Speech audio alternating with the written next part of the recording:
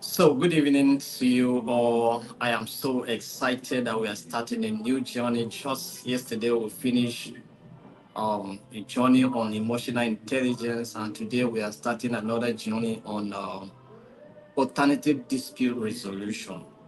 So, we are not resting at all. We are not resting at all.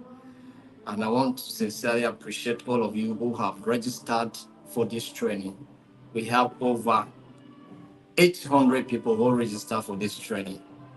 And some people did not know that we have a WhatsApp link attached to the form for them to click and join the group. But we are going to add them in the group so that they will also be part of what is going on here. So we want to appreciate you for your commitment and dedication to continue to join this training. For us, it's because of your participation that we are being encouraged to continue on this journey. So we are happy that you are taking step to know more so far as this field of peace and conflict resolution is concerned. If all of us have knowledge of conflict resolution, we have knowledge of peace building, then we will not have any challenge in our society at all. I can tell you that countries that have mastered this, they don't have. If you go to Iceland, I come to understand that in Iceland, for instance, now the prisons are not working because there's nobody to send to prison. The court doesn't have anything to pass judgment. Do you understand? The country is peaceful. Do you understand? The country is peaceful. That's what it means. They have so much knowledge of what peace is all about, and they have built institutions that promote peace, and individuals consciously do things that promote peace. So it's good that you people have taken the step to have knowledge of this. You have this knowledge, I can tell you and I can guarantee you that it solves 70% of problems that result into conflicts. Do you understand? You will not take certain issues serious. And then you also will have the skills to address problems when they confront you. So you'll not be having any challenge at all. So it's good that you have taken a step to register for this course. And we appreciate your commitment and your dedication for this training. So I welcome you as we start yet another journey while you are still preparing for your examination on emotional intelligence. I hope all of us who participated in the training have gotten the study manual and we are working on our examination. So prepare, you're going to write your examination on Saturday. So don't forget it. That is for the training we just finished. So for this one that we are starting today, till the end of the month, then we'll write our exams and then also you have your certificate. So the training is organized by the Institute of Global Peace and Conflict Management, and the training is 100% free, no hidden charges. We are not asking you to pay for certificate at the end of the training. From training to certification is 100% free. Do you understand? So you're not paying a dime. So I think we are on the same page here. So thank you very much for taking your time to be part of today's training. Today we are starting a journey. So we are going to introduce the course that we are going to study in this month, which is alternative dispute resolution. Alternative dispute resolution. My name is Joshua Tahole, and I am the one going to take you throughout this course. So we are going to have a journey together. It's going to be an interactive journey. It's going to be a learning journey. Do you understand? I will be learning from you. You will also be learning from me. And then we'll be supporting each other. And then we also will be promoting peace together. Because by the time you share with your people, they come to know about what is happening here, giving them opportunity to participate in something for free, something that will benefit them. So that's what your shares means. It means that you promote peace. That's number one, by reaching out to somebody, and then you are giving someone an opportunity also to take advantage of this training and learn something. Because we are on a journey, we are not stopping. All right. By next month, we are going to do peace and sustainable development. Peace and sustainable development. I just announced the next course that we are going to do in October. Peace and sustainable development. But this September we are dealing on what alternative dispute resolution. So even if somebody miss this one and take the next one, and then we'll see how other ones coming. Do you understand? Maybe in November we'll be looking at peace and conflict management itself. So you have to be here. You just have to be here, and then you share it with someone so that they can also be part of what we are talking about here. All right. So that's what it means. So thank you for taking time to connect for today's training. All right. So we're going to start right away. We're going to start right away. You can uh, in the course of the training, you can comment and paraphrase what you understand. If you have any questions, you ask in the comment section, and then you also do way to share with your contacts. Put it on your walls. Do you understand? Let others see what's happening here. Like we have said, we are going to be very strict about this training. You understand? We are not going to take it we are not taking it for granted. If we must be consistent, we must participate, we must be consistent. That's what it means. So, because we're going to take attendance, serious attendance is going to happen here in this training. So, do way to share, because these are the things that we're going to use to take your attendance. Already, we have printed your names already, because you feel from we printed your names every day. We finish, we are going to, like as I'm talking to you now, somebody is going to take your attendance. As you are live now, somebody's going to take your attendance. So if you can comment, if you are joining the meeting on a neutral name, that is not your name, please comment your name so that we know your name and verify it in our register. Do you understand? So if you are joining with, like, maybe you are with your company name, please mention your name so that we know that you are the one, so that we can be able to mark your attendance. Do you understand? So it's very important. So this one, there's no hide and seek game here. So share, you comment, and then you like. So that's what we are doing here today. So I welcome you as we begin this journey today, the journey of alternative dispute resolution. You want to know how you can resolve problems without necessarily going to court. You go to court, you waste money. You go to court, you waste time. You go to court, you destroy relationships. Court create enemies, not friends. The only thing that builds relationship is alternative dispute resolution. You resolve your conflict without creating an enemy. You may have a disagreement, that's fine. Do you understand? But you make effort to resolve your conflict out of court, and then you keep your relationship.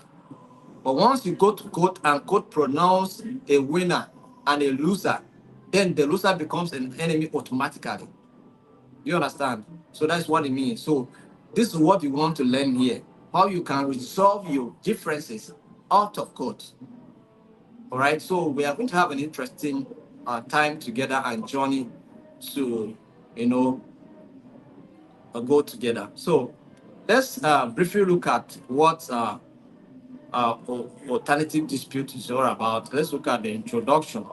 All right. Let me not even go through the introduction but first and foremost, let me just say that alternative disputes refers to a variety of processes used to resolve conflicts and disputes outside of traditional court litigation. Do you understand? When you refuse to file a case in the court of law, you look for ways to resolve your conflict out of the court, then what you are simply doing is that you are deploying the tools of the alternative dispute resolution. That's what this is all about. Do you understand? So, and in alternative dispute resolution, we'll be looking at things like mediation, arbitration, negotiations, and even conflict resolution. Do you understand?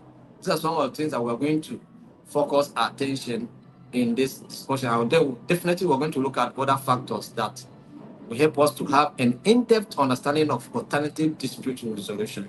All right. So let's look at the learning objectives. What are the learning objectives? What are the things that you are going to look at. Because if I ask you what is alternative dispute resolution, some of you can give me an idea of what alternative dispute resolution is all about. Some of you may have zero idea of what it's all about. But by and large, we have um, pointing out some learning objectives that are going to guide this training.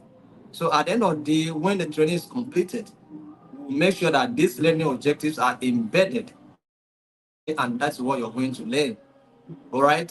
So we say that in this training, you are going to learn and define the concepts and terminologies related to what ADR, like mediation, negotiation, arbitration.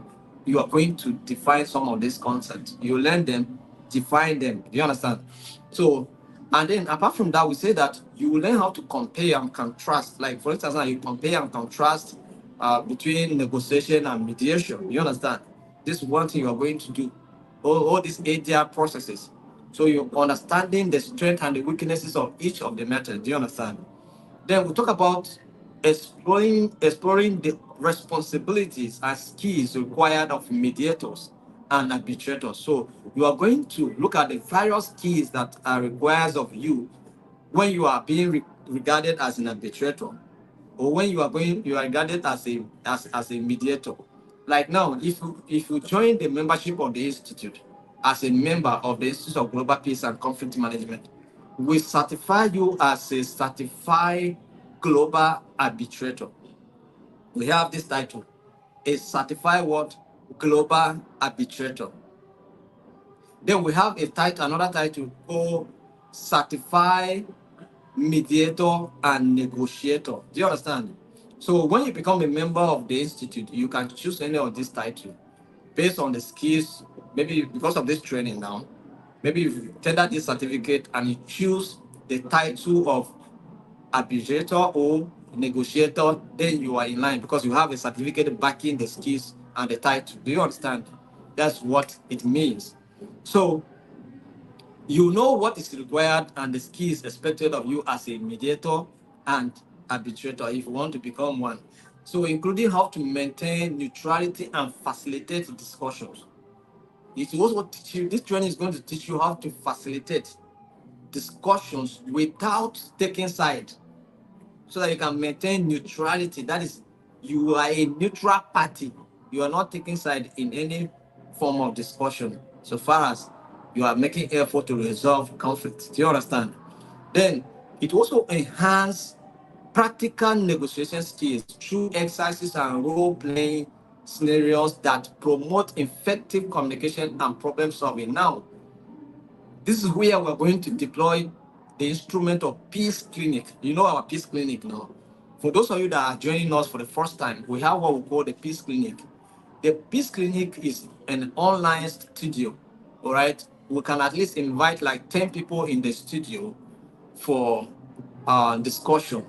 So we'll assign a topic. It may be a simulation topic, it may be a role-playing topic, it may be any form of topic based on what we want you to understand. And then you come into the studio and then demonstrate it. That you'll be online.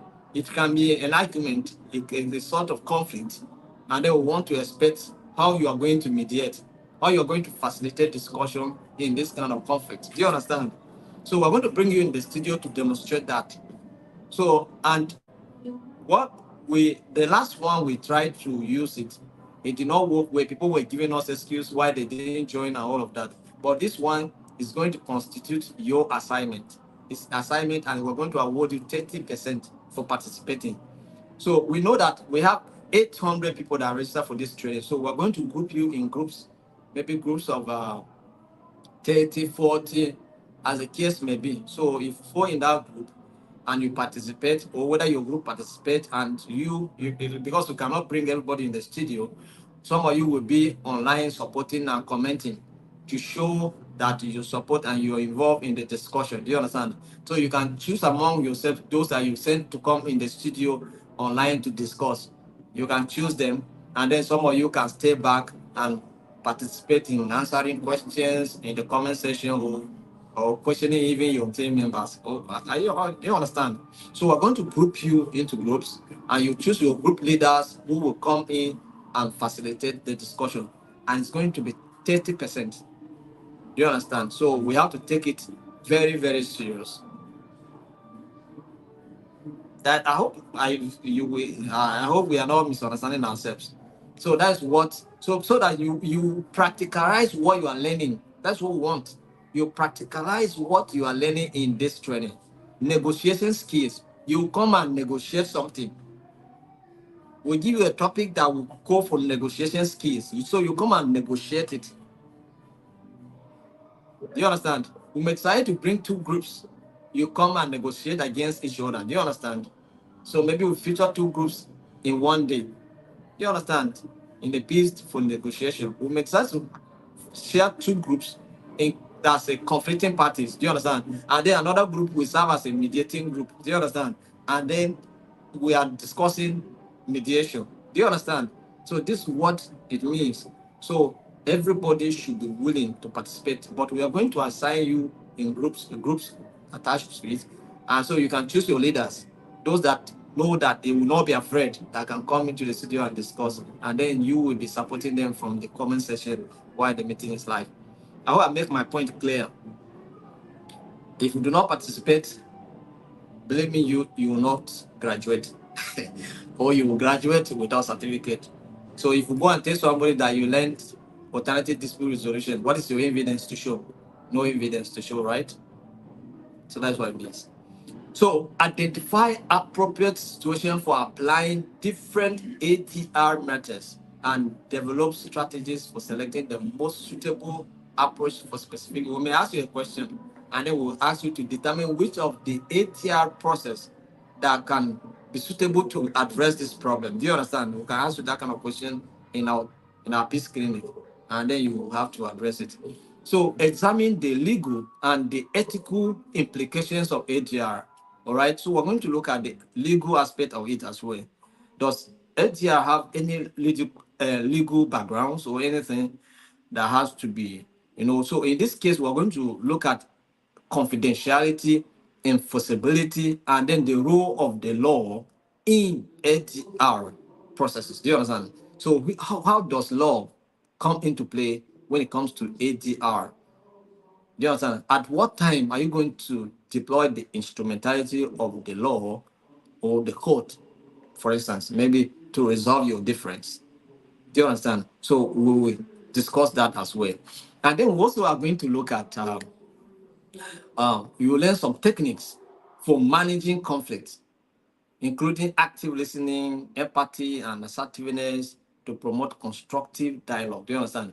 You're also going to analyze real-world case studies, all right, to understand the application of ADR in various contexts, including commercial, family, and communal or community disputes. Do you understand? Whether it's a commercial dispute, it's a family dispute, it's a community dispute, you are going to see these ADR processes that can work in any of those processes. Do you understand? That's what it means. And then we'll talk about gain skills in designing effective ADR process. You're going to gain insightful skills, tangible skills, all right? How you can define and design effective ADR processes that tailors to the needs of the parties involved. So including drafting agreement, you can also draft agreement. So based on the argument, based on what we have discussed, the parties agreed. So you begin to write the agreement so that even in the peace clinic, you can write the agreement. At the end of the day, you will mention what you people have agreed on in the course of the discussions and conversation, or in the mediation process, or in the facilitation process. Do you understand?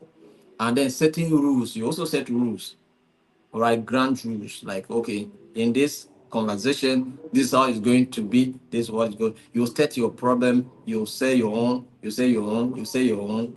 No interruption, you are not to interrupt anybody when the person is speaking, so all of this. You are going to practicalize it.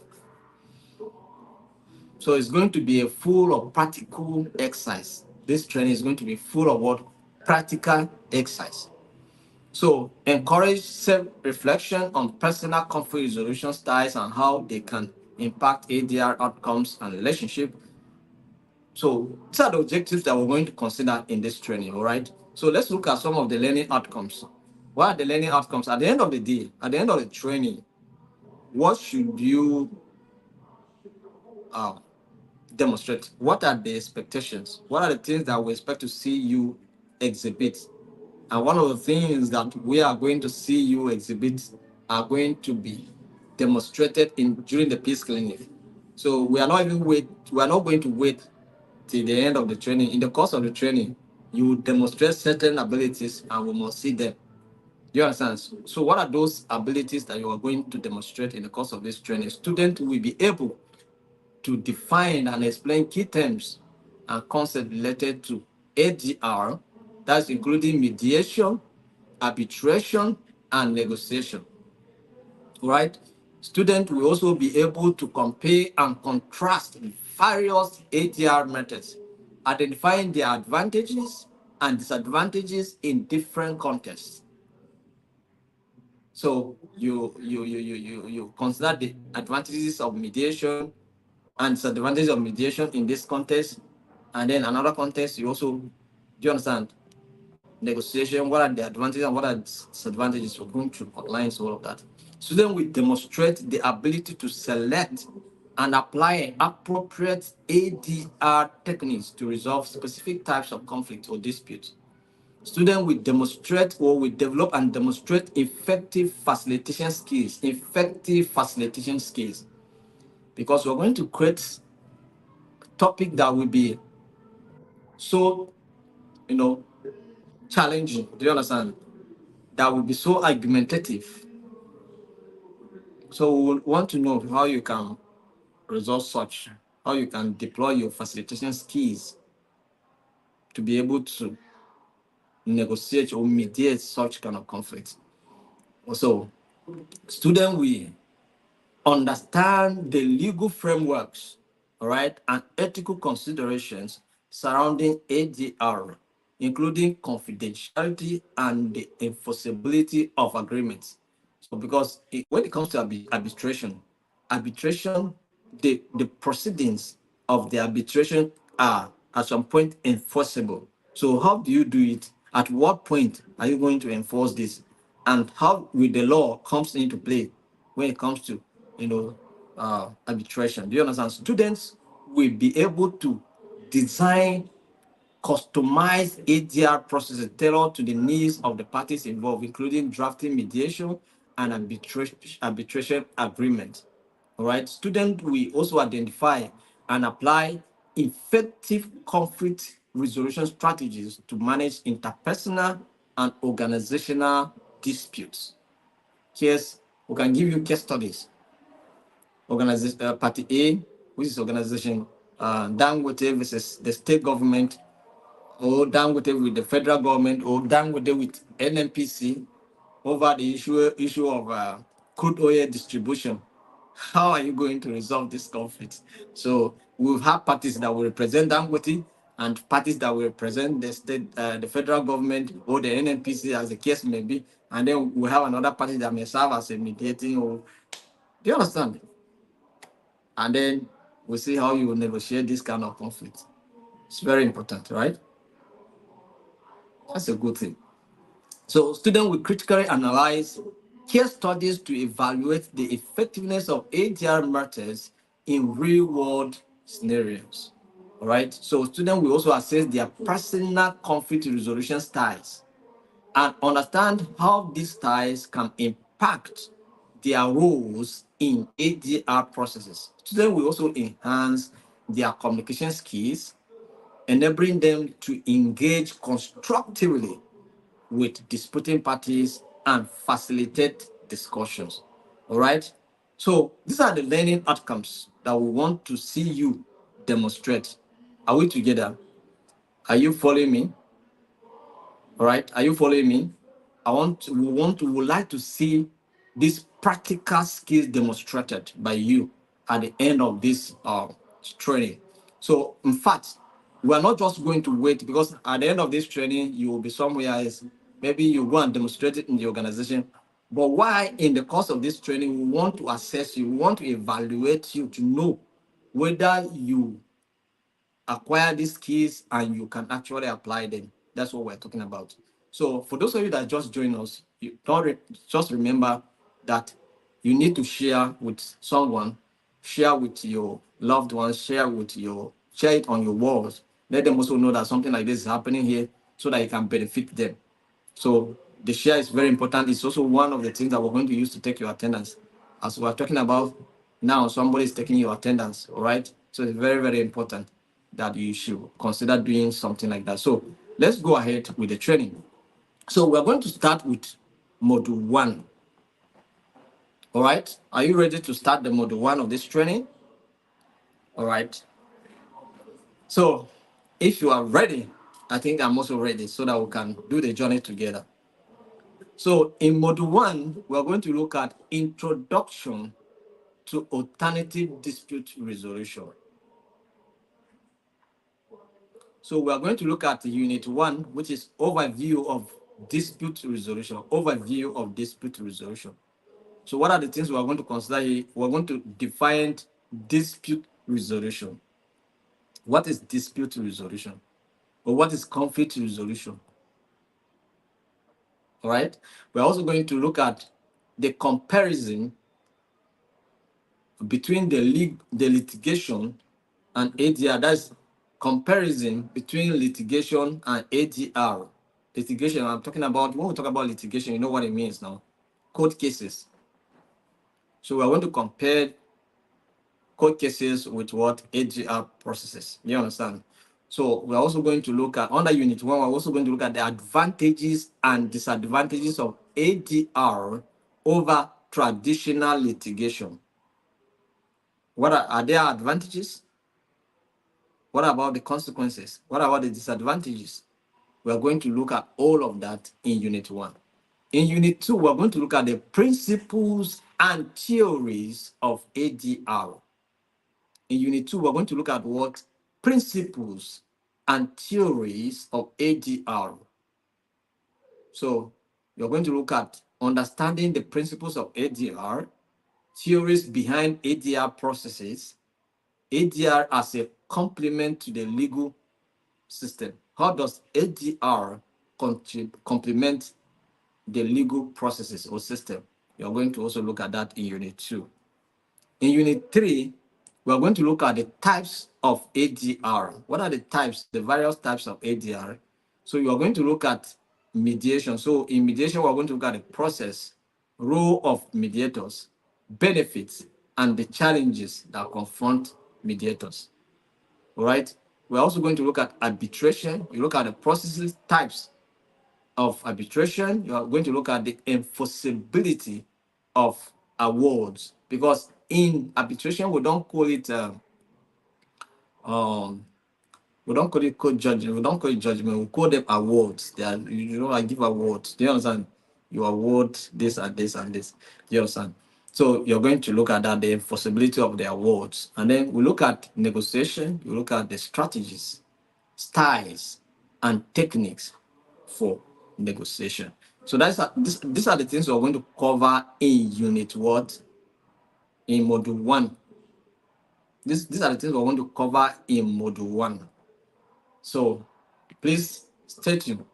Try and manage your network to remain online to enjoy this module 1. Do you understand? Because it's the introduction, it's the foundation. You need to have the knowledge of the foundation. It's very important. So try and manage. If your network is fluctuating, try still manage it to be online. All right. So that you can have the foundation is very important. Don't miss this class. It's very important. Don't miss it. Don't miss it at all. It will give you, it is like the pillar of the training on which you can stand and understand any concept we are going to discuss here. Because we're going to go deep into mediation, advanced aspect of mediation and all of that. But the foundation that we're studying here today will give you the privilege to understand even the advanced concept of all those terminologies that we're going to consider here. All right, so let's go into it. So now we're looking at overview of dispute resolution. So, definition of dispute resolution. How do you define dispute resolution? Dispute resolution refers to the methods and processes used to resolve conflicts or disagreements between parties. It encompasses a variety of techniques and approaches, all right, aimed at finding a satisfactory solution without resorting to what litigation. If all the steps, the processes you put in place to resolve conflict, resolve disputes outside the court is what we are referring to as dispute resolution. Anytime you make effort to resolve any conflict without going to court, what you simply are able to achieve is dispute resolution. And that's what we call alternative dispute resolution. You understand? So now, the primary goal of dispute resolution is to address and settle dispute in a way that is efficient, cost effective, and mutually agreeable. That is, the parties to the dispute all come together and make effort to solve their own problem. They don't call a third party decision maker like the court to come into it. They resolve problems out of what? Court. And this is cost effective. It's also time less consuming. It's very, very efficient. Do you understand? That's what dispute resolution helps you to achieve. Then let's look at alternative dispute resolution. What do you call it? When we talk about alternative dispute resolution, why are we calling it? Why are we adding alternative? We talk about dispute resolution now. We're talking about alternative dispute. Why should we call it alternative? All right. Alternative dispute resolution refers to a range of processes, that help parties resolve disputes without going to court. A range of processes that help you to resolve conflict without going to court. All right. So those processes, what are they? Negotiation, arbitration, mediation, conflict resolution. Do you understand? So ADR encompasses various methods, including mediation, arbitration, and negotiation. So those are the ones that we're talking about. So it offers you several benefits, saves you a lot of stress, saves you money, saves you time. Instead of every day going to court, in our own system here, I'm talking about, I don't know, but in other environment, court cases are always adverse very fast, but no matter how fast they are, they're also time consuming. It does not mean that in ADR you go, it's possible that when it comes to ADR, you can resolve a case in a day. Do you understand? Within 24 hours, you can resolve a case. 2 weeks or 2 days, you can resolve a case. But when it comes to court cases, they can adjourn a case for 2 weeks, 3 weeks, 1 month. Do you understand? So that's what it means. But ADR, you can resolve a case immediately. Do you understand? So now, let's look at key concepts of ADR. What are the key concepts of ADR? I hope you are following me. What are the key concepts of ADR? One, mediation. Mediation. What is mediation all about? A neutral third party. A neutral third party. That tells you that in disputes, there may be two parties against each other, right? Then there may be one that is standing in between. Please don't dispute, don't fight, don't disagree. So you have disagreed. Let's resolve this disagreement. Do you understand? That's what we're talking about here. A neutral third party. The mediator. We call them the mediator. All right?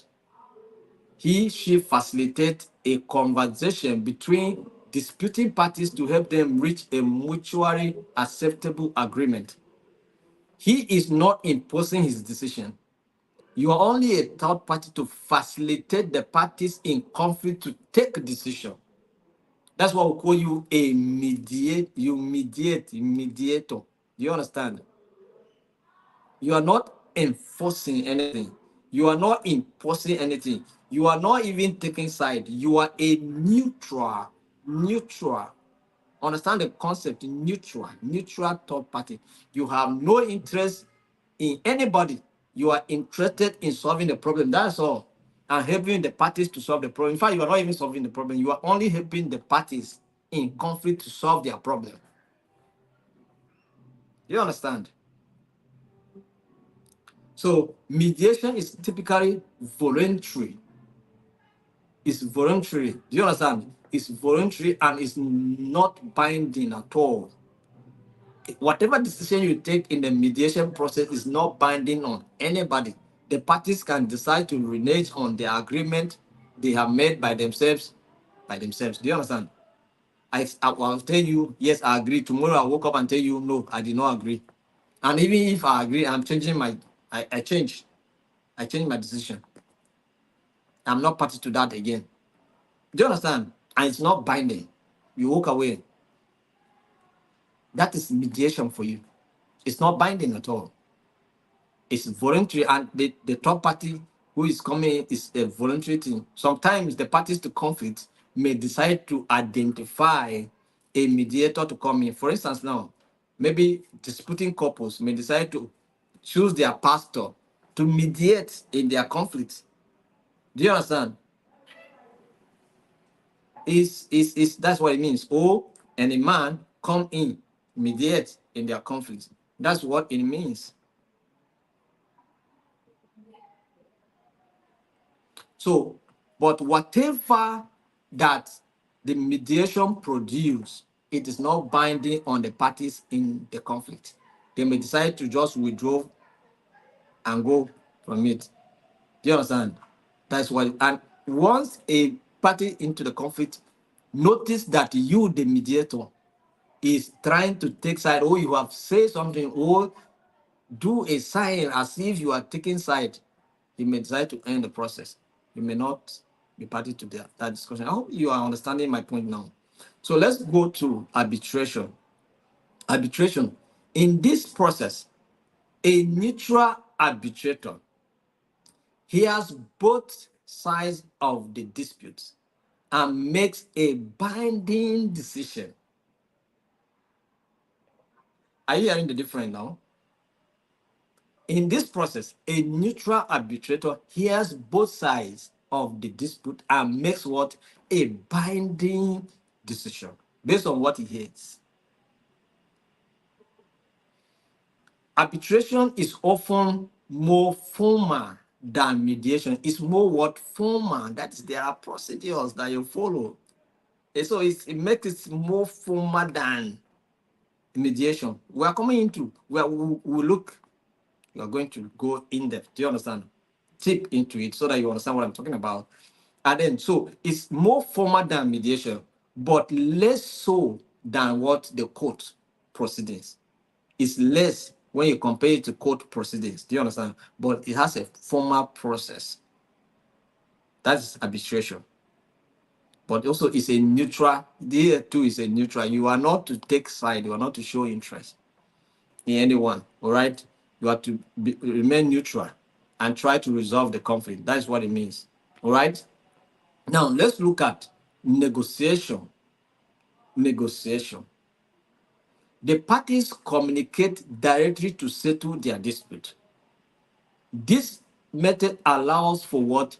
Flexibility and control over the outcomes. The parties communicate directly to settle their dispute. When it comes to negotiation, that is, we come at the table here, all right? You discuss, we discuss. You say your point, I say my own. You argue. Or for instance, okay, let's take it this way. Let me give you a very typical example. A very typical example. You go to the provision store to buy something. Do you understand? That's negotiation. You go and you negotiate. When the seller tells you the price, you negotiate. The buyer, the buyer, you negotiate. Do you understand? And so it doesn't matter whether it's conflict. And in fact, when it comes to such kind of exchange, there's there's a kind of interest is in place. Do you understand? Value is in place. Do you understand? Expectations are in place. Needs are also in place. So it's possible. It's conflict you are trying to resolve. We have different values. We have different perspectives. The seller has different perspective. The buyer has different. The seller wants to make and maximize profit is possible. Why the seller wants to benefit the value of what affordability. Do you understand? So that's what it means. Apart from the other values that he will drive from the product, he wants to also buy them at a cheaper rate. So in this kind of situation, there's a negotiation. So they negotiate and resolve their differences of maximizing profit and differences of affordability. Do you understand? These are just I'm giving you a typical example of things that you do that you may not know that what you are doing is negotiation. So this method allows for flexibility and control over the outcome. So you can be, of course, if you come to buy, the buyer may say 200. He can still beat it down based on the negotiation process. Do you understand? Can beat it down to 150, 100, as the case may be. Depends on your ability to negotiate very well. Do you understand? So let's look at litigation.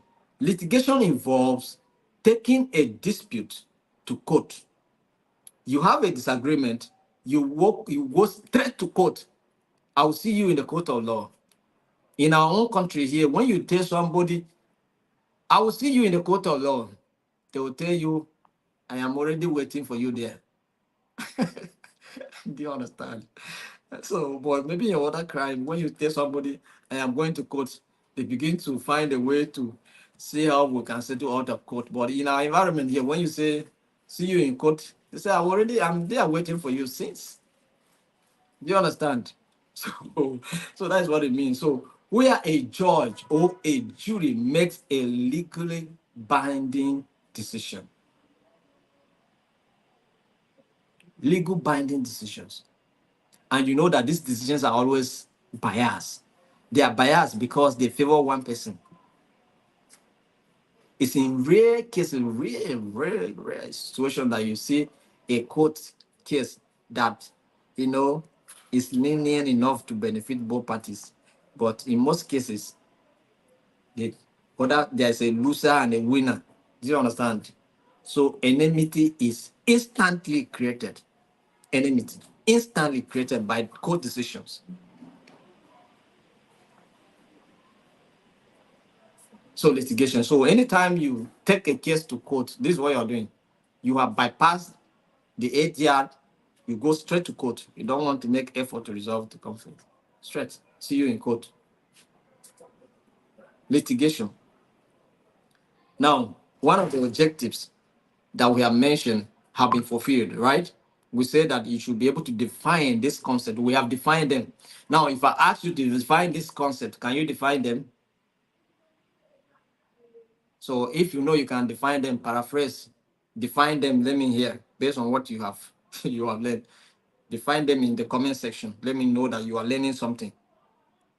Because we say that at the end of the training, or one of the objectives of this training, we say that you should be able to define this concept. Now, you know the difference between mediation, you know the difference between negotiation, mediation, negotiation, arbitration, and litigation today.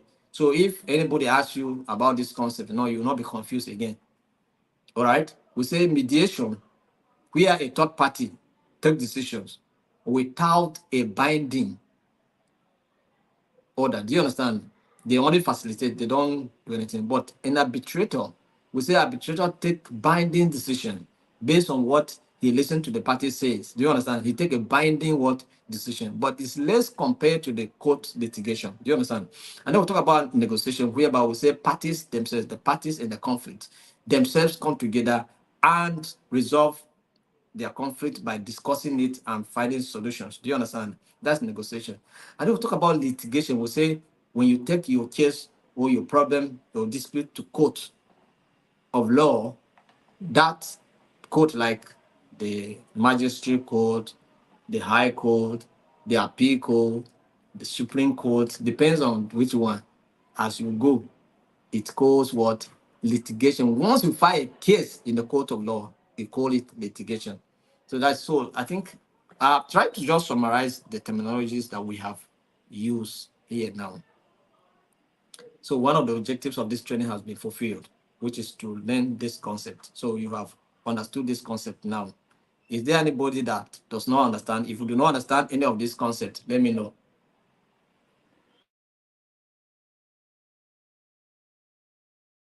All right.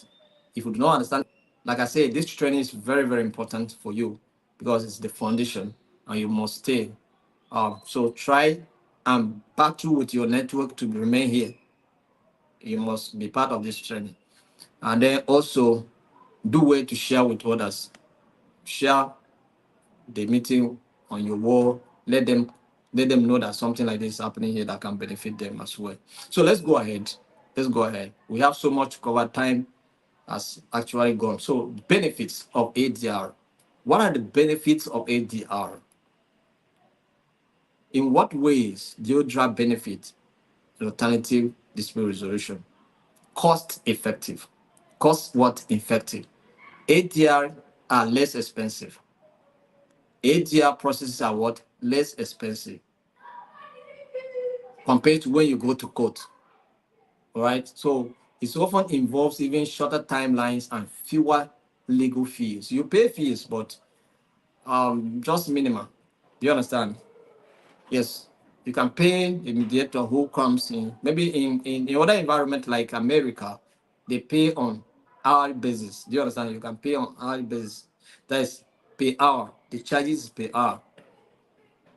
So you can pay $100, you can pay $50, you can pay $20, you can pay $10, $8 per hour. Depends on how long the session lasts. Do you understand? So it's very cheap, it's very affordable anywhere. That is one of the benefits, cost effective. Another benefit is time saving. ADR processes are usually quicker than traditional court proceedings. Do you understand? They are usually quicker than what traditional court proceeding. ADRs are very fast, unlike the court where the court will give adjournment next 3 months before they will convene. Because already there are so many cases to address. In fact, in our own environment, safe, people are not so much using the ADR because they don't know what it's all about. Everybody just take case to court. There are so many cases, court cannot even, they don't even know what to do. You understand? Some have not even been mentioned at all when you hear it. There are some cases that they have adjourned to December. You can imagine. So time wasting, they waste your time, right? So, but ADR, they save your time saving. They will talk about confidentiality. Confidentiality. ADR typically offers more privacy than court cases, all right, because court cases are always in the public. Everybody comes to listen. You also can just walk in the court of law and listen to the proceedings. And when the judgment is passed, it's in the public. But ADR are so confidential. Do you understand? Whatever that is discussed remain in that room where it's being settled. Because as a third party that you are mediating or as an arbitrator, you keep everything as a confidential. You keep it very, very confidential. And ADR, for instance, now the mediation is based on what trust, because sometimes parties to the conflict are choose their mediator based on trust.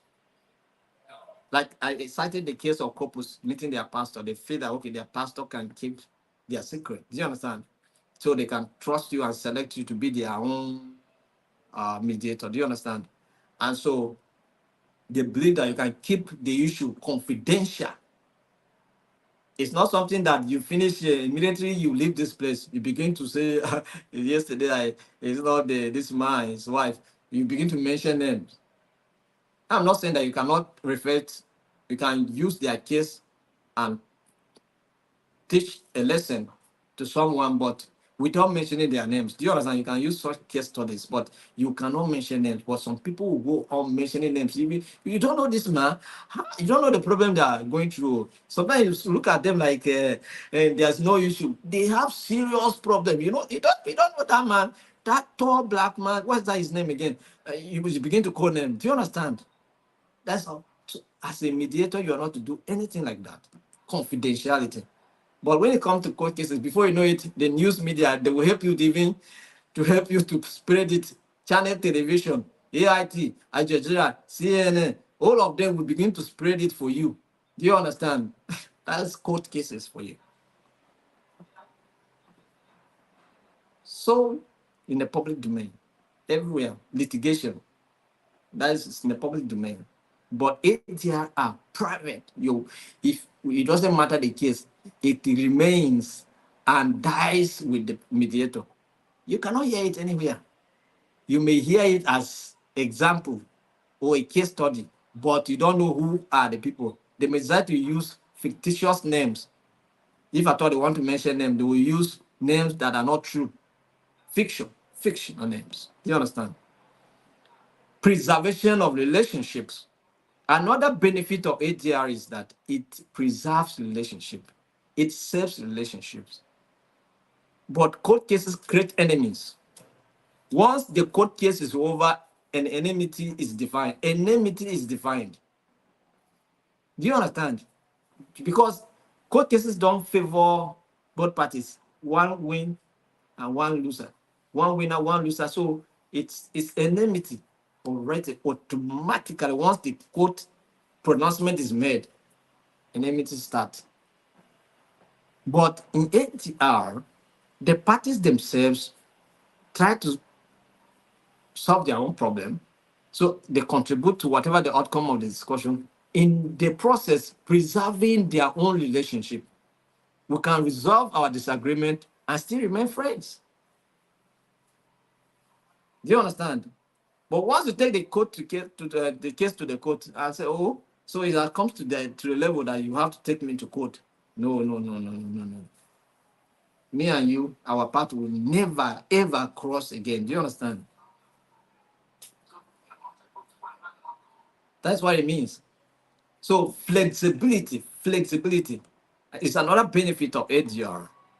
Parties can tailor the ADR process to suit their needs, unlike the more rigid court system. Court is based on sometimes they talk about technicalities, they talk about so many other things. What the constitution say, what the law say, what the proceedings say, what case study between this one and this one, bring it back, and then they apply it based on this judgment, all this ones. Do you understand? So it's very rigid.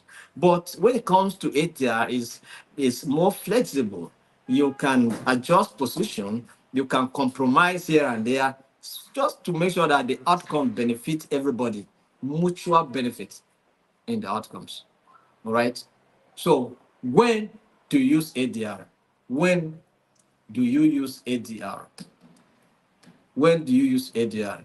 Who can share with us when to use ADR? Eh? When would you use ADR?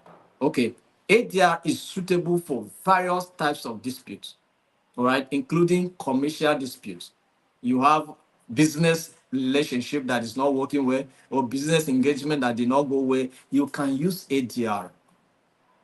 If you notice, many banks now are using ADR instead of going to court, because going to court, lawyers will charge them, judges will charge them. Like, do you understand? Because they are banks now, so they have money, come and pay. Do you understand? So they charge them. So if you see, many of the banks are deploying the instrumentality of ADR now to resolve their disputes, commercial disputes. You traded a business with somebody and it didn't go ahead. How do you go? Do you go to court? No. Use this ADR tool to resolve the conflict. It benefits you more. Marital problems, family problems. You understand? Marital problems, family issues, family inheritance crisis. Use ADR tools to resolve the conflict instead of going to court. Why are you going to court? You are still friends, you are still family, you are still brothers, you are still a family. Why do you go to court? Going to court means total destruction of the family. You go to court after you win the case, forget it, you can never unite that family. You understand? So why should you do that? You have a family matter, you deploy the instrumentality of ATR and settle your family issues instead of going to court. Except on extreme cases that maybe the effort to use ADR to face that maybe you can try to try the court, there's a place, litigation is still in perspective, but do all you can to deploy ADR processes to solve the problem. And then labor, you work, somebody did not pay you your salary, so you go to court. No, engage other ADR, they can go and talk and then get your money back. Do you understand? Sometimes people go to human rights radio television like the NBRN. Do you understand? Brigade family. Sometimes Brigade family may not go to court. They will just go and intervene and then get you whatever you want without going to court. Do you understand? They come into it and they intervene and then get to it. If you want us to also intervene in such situation, you have a situation like that, you want the Institute of Global Peace and Conflict Management to help you, we can also help you to intervene. Do you understand? Although in most cases, sometimes we use lawyers, but it's not necessary. You understand? Just to intervene, and then you get your result. Do you understand? So labor matters can also, you can use ADR, and then also community issues. Community issues. You are in the community. You know, you are one people. Why should you take a community issue to court? Even if clan against clan, there's no need to go into court. One clan is fighting another clan. There's no need to go to court. What you need to do is just to um, find a common ground where you can discuss. And if possible, you can bring a third party, maybe a third clan, to come in to intervene. Do you understand? If yourself, but even the intervention is just to facilitate. Or you can invite some government officials, they will come in, and maybe it's over a piece of land, and then they facilitate. And then there will be a resolution instead of going to court. It causes conflicts, it causes even destructive conflict. Sometimes court judgment come with, you know, attending consequences like war, armed conflict, because maybe the court judgment did not go well with someone else, and then he decided to say, okay, since the court decided to rule like this, we will rule it our own way. Carry arms, begin to destroy virtually everything because of what court case. This is what we're talking about. It has an attendant consequences.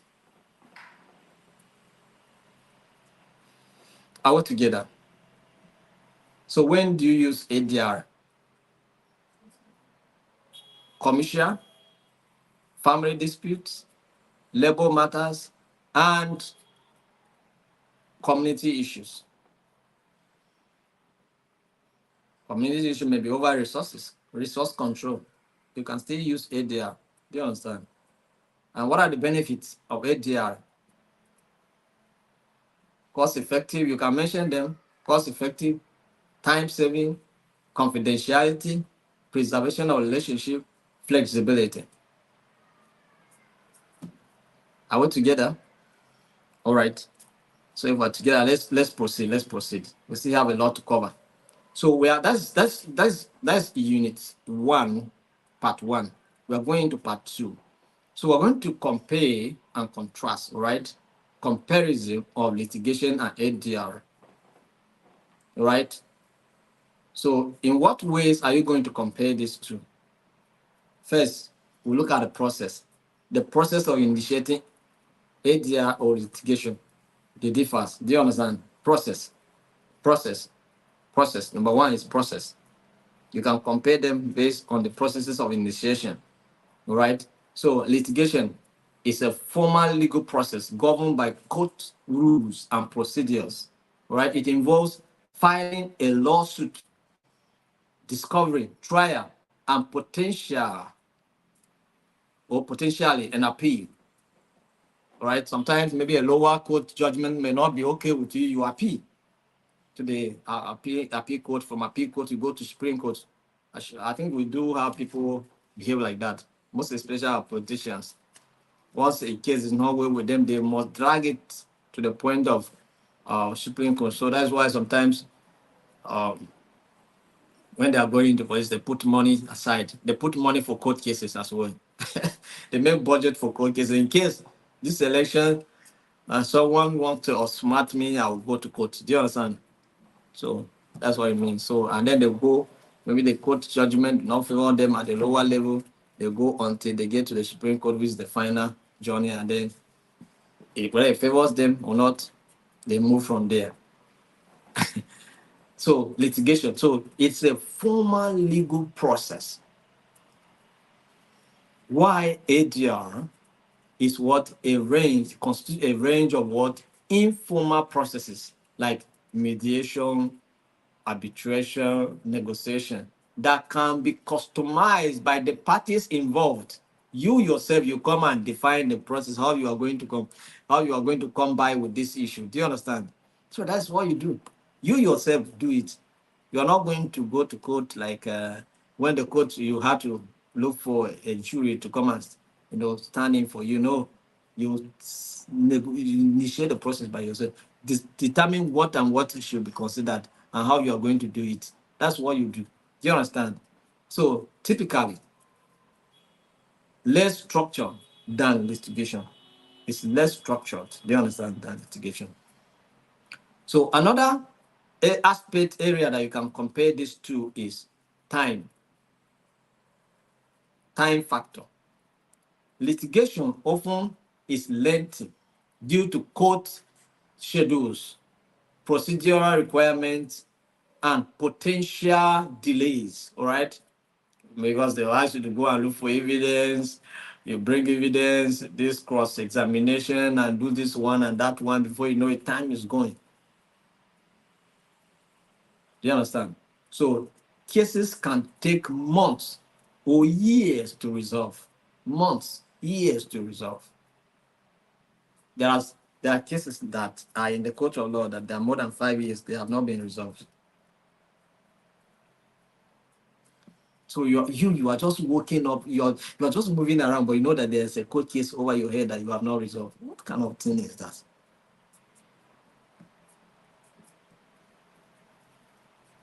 Then ADR, generally they are quicker,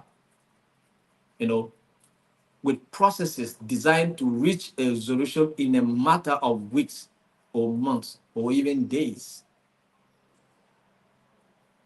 or even hours.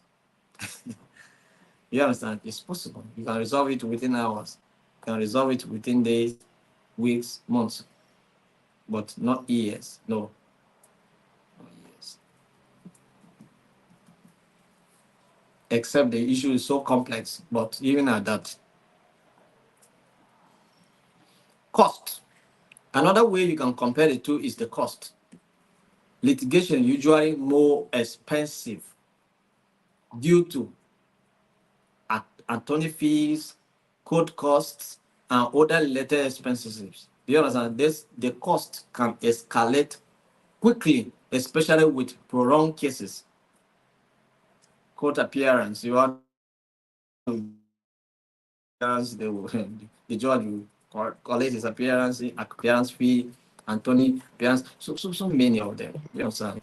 So many here, and in an environment where there is corruption, then you are not even paying for just appearance fee. You pay real fee for judgment. You buy judgment, buy judgment. So you pay 2 billions, 3 billions, 4 billions to buy judgment. So when you go into the government, for instance, now you have to recover your money. That's why we are having problems. I get a point now. In the environment where court cases are being purchased, we have attendant consequences like bad governance, for instance. So Confidentiality. Another aspect to compare is confidentiality. But like, for instance, now ATR are less expensive.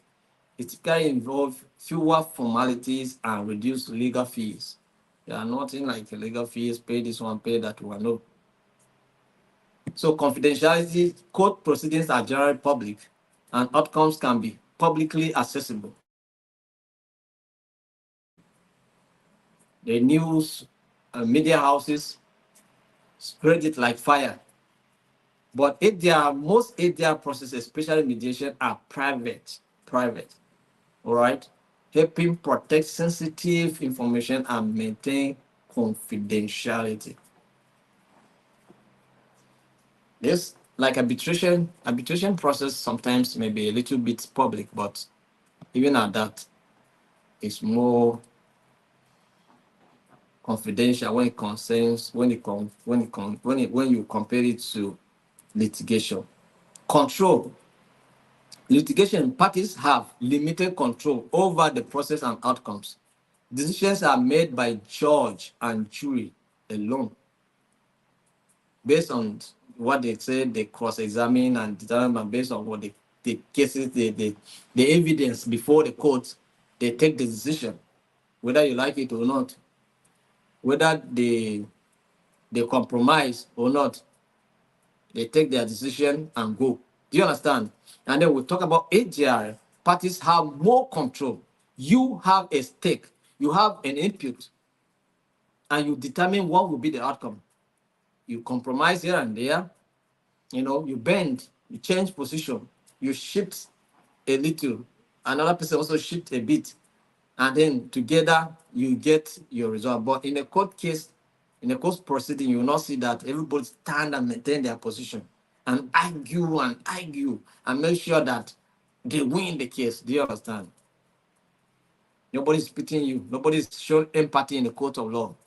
But in ATR, there's a place for empathy.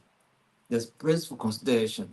Do you understand? Putting another person's perspective into consideration and then sacrifice here and there, and then you arrive at your result. I hope we are together. Then preservation of relationship, another big win, and another aspect that you can compare the two is litigation often create adversaries. Enmity can damage relationships between parties, damage relationship. Best friends can become worst enemies because of court cases. Do you understand? Best enemies can become what enemies? What best friends can become worst enemies because of court cases. And ADR focuses on collaboration and communication, which help preserve relationship. Do you understand? That's what they are helping to achieve. All right. So these are the ways you can compare what the two. These are the ways you can compare the two. So if you are joining this meeting and you have not shared with someone, please go ahead and share with someone and let them know that something, share on your wall, let them know that something is happening here and we achieve results. So like I said, attendance is being taken. So if you like, share. If you like, don't do. But don't come and say that the institute wasted your time. Every day you connect to meeting and then at the end of the day, you don't get certificate. No, we have told you the rules of engagement. So follow the rules of engagement, please, so that we'll not have problem at all. Thank you very much. Let's take the last item that we're going to consider in today's training, which is advantages and disadvantages of ADR over traditional litigation. All right. So we told you in our objective that you are going to do comparison. Now you can able to compare the two, right? You can compare the two. Should I summarize it for you? Or you can summarize it by yourself. But I compare, right? ADR is more cost effective than litigation, right? It's also it's less time consuming compared to litigation, right? The parties take control of the process of the AGR more than when it's litigation, all right? I think these are the issues. So you do it and also preserve relationship, right? So do the comparison. Advantages and disadvantages of ADR over traditional litigation. Advantages of ADR over traditional litigation. What are the advantages? It's cost effectiveness. Cost what? Effectiveness. ADR is generally less expensive than litigation as it is involves fewer formal procedures and lower attorney's fee. That's you give a fee to your jury or your judge, your lawyer, as the case may be, but you pay them like maybe hour, maybe in our own situation here, maybe hour, maybe hourly, maybe charging like 2,000, 5,000 as the case may be. In other environments, £1, £2 as the case may be, or $1 or $2 as the case may be. It depends on your agreement with your arbitrator or mediator or whatever. Mediation sometimes can even be totally free because sometimes you choose your mediator based on somebody you trust, somebody that can help you. So that may not even request for anything from you. Or you can just give the person appreciation for helping to solve the problem. Maybe a bottle of wine. Do you understand? A honorarium, you just give, take. We appreciate you for helping us to solve our problem. Not that they are charging you or anything. You understand? So, although maybe that most especially maybe family or community, maybe community will buy you a cow, give you one cow or goat for helping us to solve problem. But maybe commercial, maybe you can get some money in return. Do you understand? So time efficiency. ADR processes are typically quicker, allowing parties to reach resolution in weeks or months rather than years. So they are faster. ADR are very, very faster. That's one of the advantages. Another advantage is time. They are very, very faster. Time efficiency. Then confidentiality, secrecy. ADR are very, they are secret processes because they are not in the open. So it's not whatever that happened behind closed doors that you know. Even governments sometimes they take decision behind closed doors, right? They knock out the media. All the media people go out. We want to discuss something serious now. Then they'll come back. And when they come out of the behind those meeting, whatever they say to the media is what they broadcast. But what happened in the real secret room, you don't know. You understand? So that's what it means. So what took place behind closed door, you don't know. It's what they say to you that you know. So they may decide to lie to you, but you have to go with what they have said. Flexibility. Parties have the freedom to tailor the ADR process to suit their needs, including selecting the mediator or arbitrator. That is your parties, the parties themselves may choose someone, come and mediate us. Based on your antecedents or based on your whatever. They say, come, we know you to be a good man. In this village, you are the only person that can say the truth. We have known you as the person that no matter what happened, that's how it happened. Oh, there was an issue with my guy. So all the guys they called that were his friends, they say that, so those guys went with their guy, and said the things that favored them. So when my name was mentioned, so the father told the people that if this guy is involved in this matter, then he's the only person that will know him that he can say the truth. So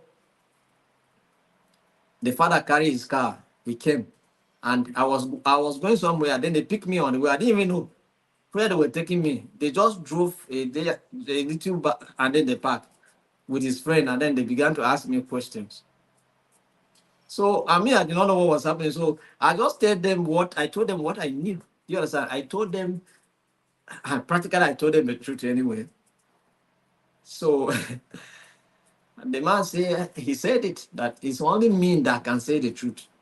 Do you understand? So they knew The community know some, even in the community, in the family, in a community association, we know the people that say their thing and stand by what they say. It doesn't matter the influences. No matter what you say, it cannot change their position. You cannot. In fact, you cannot even buy them. Do you understand? So you say, and then there are some people that are not like pushers. Do you understand? They don't have the area of the mouth. There are some people that once you say so, that is the lock up. It's like they zip up whatever that enter their ears. You cannot hear it here. Do you understand? If they keep it with them secret, they know they are secret keepers. They can die with your secret. So you know them. So you can, such kind of people, you can confide in them. Do you understand? You can confide in them without being afraid. And then you invite them to come in. So flexibility. So you choose your arbitrators or your mediators yourself to resolve your dispute.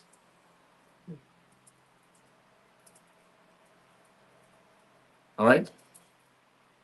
But I know some of you here, when it comes to like your wife say, let's go and see our pastor, you say, no, no, no, no, no, no, no, no, no, no. I don't want the pastor to know anything that's happening in my own. Do you understand? Because you know, tomorrow now pastor will be preaching and then you mention that as a case study. Although you may not mention your name, but you'll be there in the church hearing the case study, so you know that you're the one that's talking, so you don't want that. So many of you say no, no, no, no. When your wife says, let's go and see the pastor to help us, you say no, no, no, no, no. You don't want third party in your marriage. You don't want this one. It's that time that you know that third party issue is not an issue, but you are taking advice from your friend.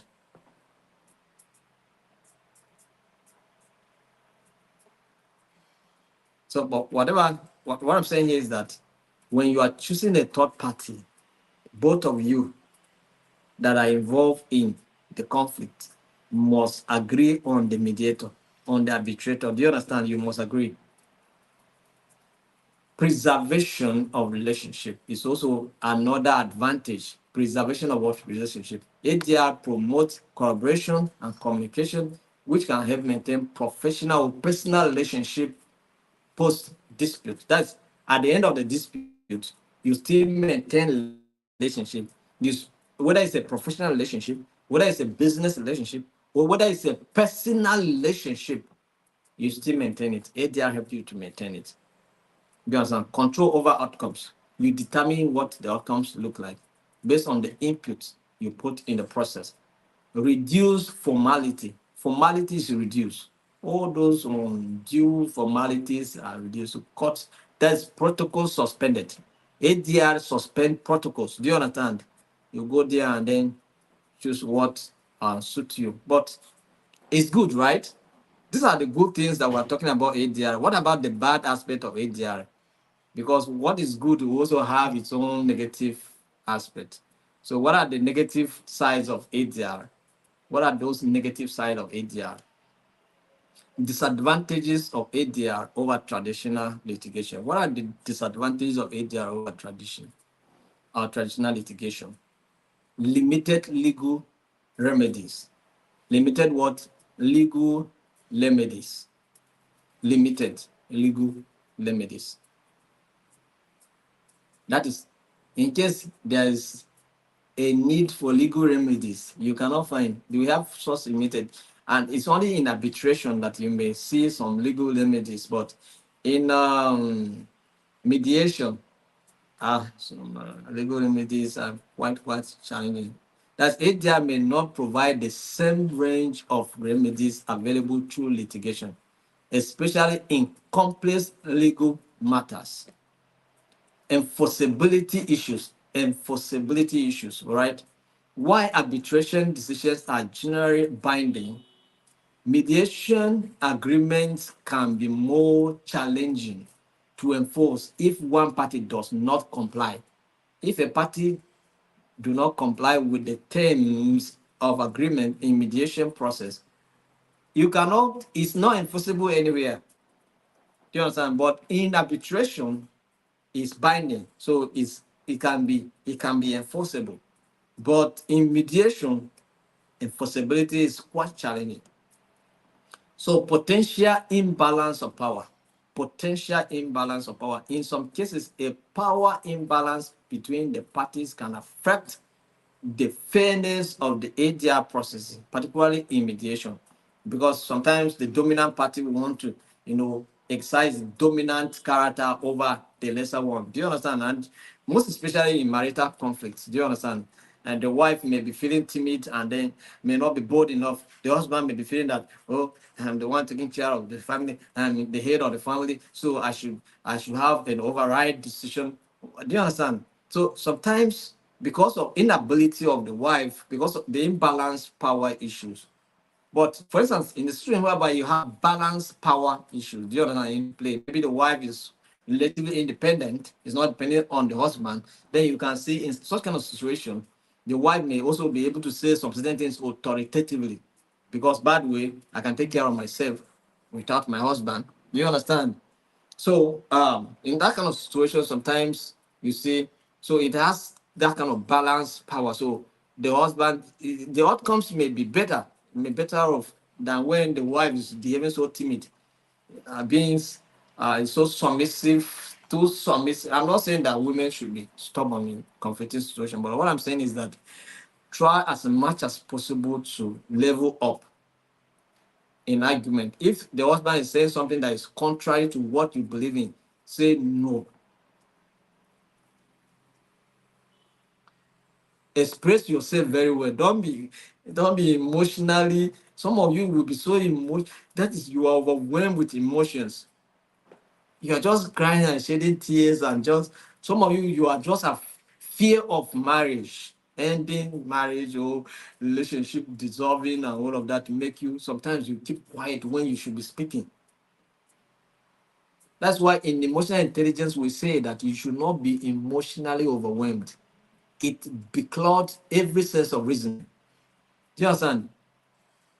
That is, when you are emotionally overwhelmed, you don't reason well. You don't think fast. You don't think, your thoughts are not coordinated. Do you understand? Because the emotion is influencing your thinking. It's even influencing your attitude, your behavior in the context. So you don't need to be overwhelmed with the emotions. All right? So try to level up. But imbalanced power, potential imbalanced power, can make the outcome of the ADR process not to favor a particular party. Maybe the lesser one, the lesser party in the conflict. Maybe, for instance, I'm talking about the woman, husband, we should, but let's look at another instance. A rich person and a poor person. A rich person and a poor person. You see, that rich one want to like show his richness, and then the other poor person will be so timid and poor, and that poor attitude mentality will be playing out. And then before you know it, the ATR process may not be able to favor the one that is poverty stricken, and then the other one that is richer will come out smiling and feeling that he has won something. Do you understand? So these are the disadvantage. I'm talking about the disadvantage of ATR. Are you getting the point now? So now we'll talk about the lack of formal discovery. Lack of formal discovery. ADR processes often have limited discovery options compared to litigation, which can hinder one party's ability to gather evidence. Evidence.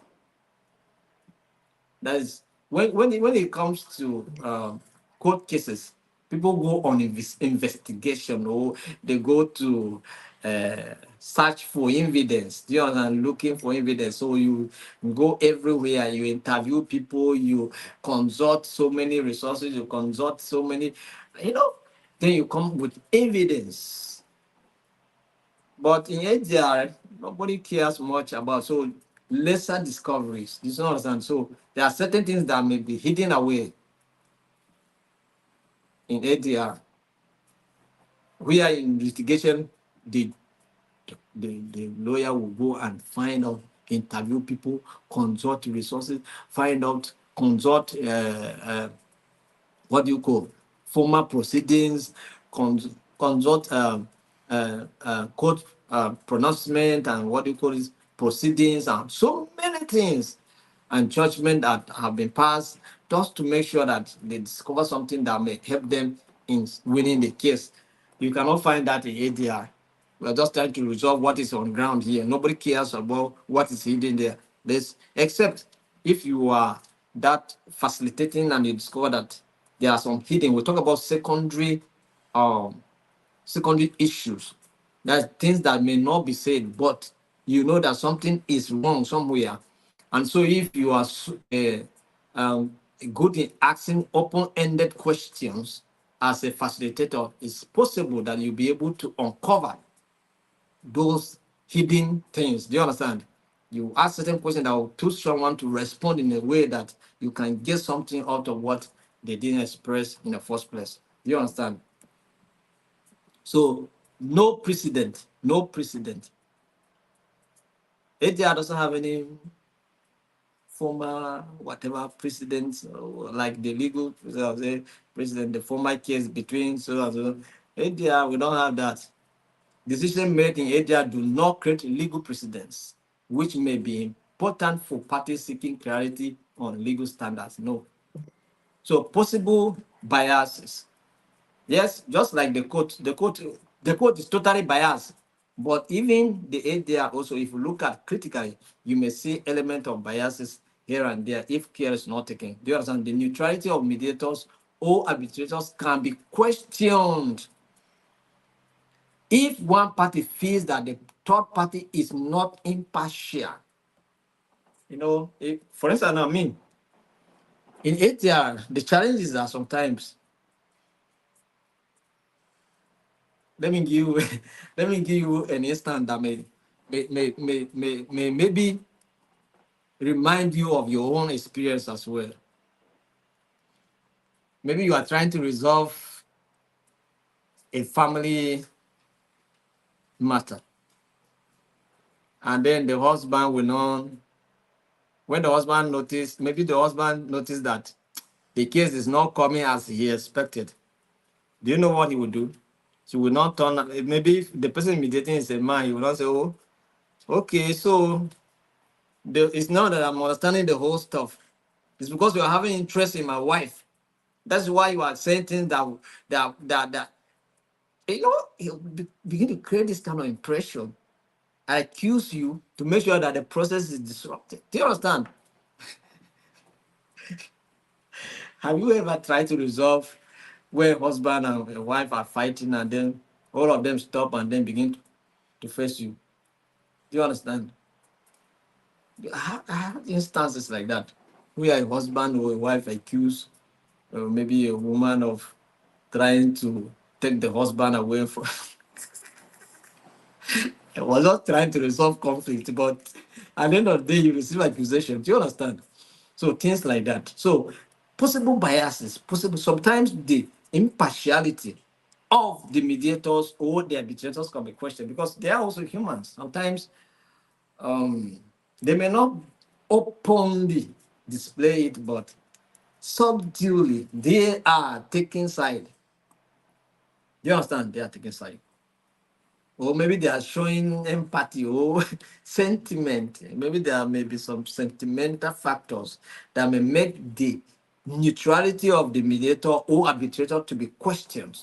Do you understand? Yes. So appeal limitations. You cannot be able to, it's very difficult to appeal ADR outcomes. Do you understand? It's very, very difficult to appeal. Where will you start from? So in arbitration, the ability to appeal a decision is very limited, which can be a disadvantage if the outcomes is unfavorable. So while ADR offers numerous advantages, including cost savings and efficiency, it also has limitations, which we have just discussed now, that may not suit every dispute. So the choice between ADR and traditional litigation should be based on the specific needs and circumstances of the parties involved. So In as much as we are encouraging that you should use ADR, it may not be every case that may require that you use ADR. There are some cases that you have to take it into the courts of law. Do you understand? Most especially when you notice that there is a manipulation in the electoral process. You want to use ADR on that one. You want somebody to go and relinquish his election that he claimed that he won and give you and go. No, no.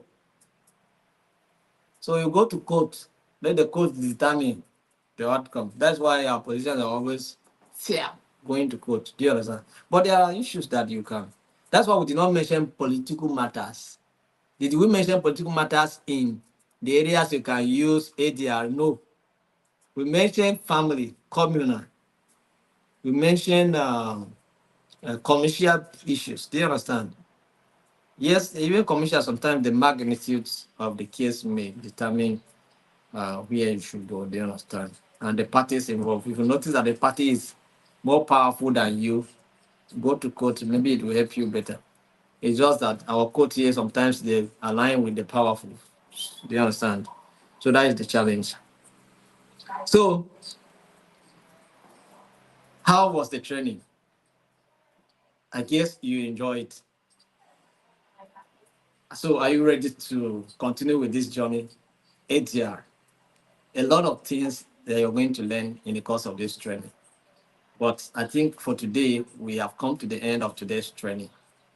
So, do you have any question? Do you have any contribution? I can see those you're commenting, you're saying a lot of things. I really appreciate it. I really appreciate it. I appreciate it. I appreciate your participation. You understand? A good number of you participated, and that's what we want. But it's not up to the number that register for this course. We want, when we are live, we should be seeing 800 people, 500 people, because these are the number of people that register. If I do not see that, it means that it's a problem. So, but we are going to be very serious on this issue of attendance. We are not just going to share links for exams to everybody. We are going to select you. We'll send the link to you privately during the examination process. Private links will be sent. We're not sending to every individual because it will send to those that attendance is of 70% or 95% rather. 95% attendance. Very important. So, but by and large, I want to appreciate all of you who take your time to contribute and also participate to make this meeting to be very, very interactive. We appreciate you. So if there's no questions, maybe we can call it a day and we'll meet tomorrow. Okay, somebody's asking a question. In the case imbalance of power, can't the arbitrator bring about balance power? I don't think you cannot balance power now. You cannot balance power. Can't the arbitrator bring about balance of power? How can you balance poverty and richness? It's impossible. As me, for instance, now you meet a poor person and a richer person. How do you balance that kind of power? It's practically impossible. You cannot change this person overnight to become richer and then this person overnight to become poor or whatever. Or all of them should become poor and be the same poor. No, it's not possible. It can never be. Except you go and carry spiritual powers and diabolic powers, and then okay, this one has spiritual power, this one have diabolic power. Okay, then all of them have powers, right? Let them jump. Let's see. And that one is balanced. But this one that someone is poor, someone is richer. How do you balance it? Oh, you have a military man and a bloody civilian. How do you balance that power? You go and put this person into military to become a military officer as well, so that balance the power. It's not possible. Do you understand? So I don't know whether I answer your questions.